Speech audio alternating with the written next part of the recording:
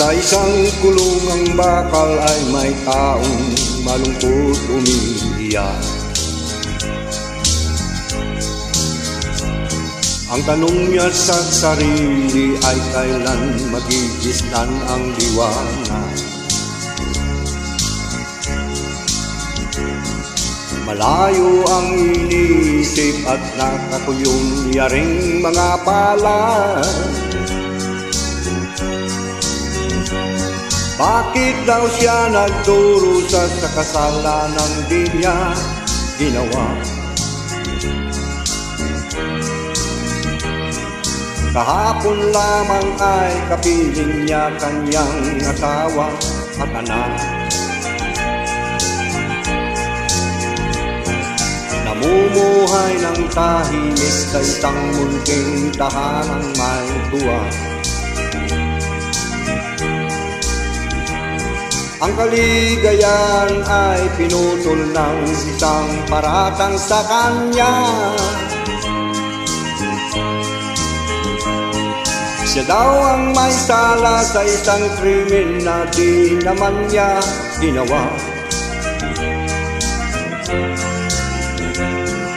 Wala na bang katarungan ang isang nilalang na katulad niya?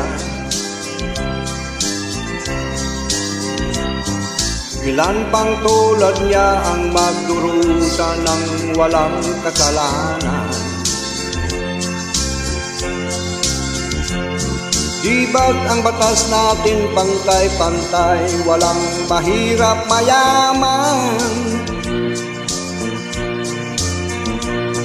Bakit marami ang nagdurusang mga walang kasalanan?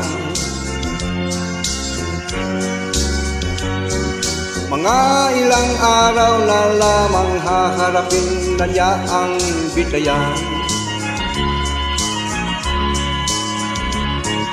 Paano niya isisigaw na siya'y walang kasalanan? Tanging ang Diyos lamang ang siyang saksi at siyang nakakaalam. Diyos na rin ang siyang bahalang maningil kung sinong may kasalanan. Dumating na ang araw, haharapin na niya kanyang kamatayan. Sa isang upuang bakal na kay dami ng buhay na inutang. O ang batas ng tao kung minsan ay di mo maintindihan. Ilan bang tulad niya ang magdurusa ng walang kasalanan?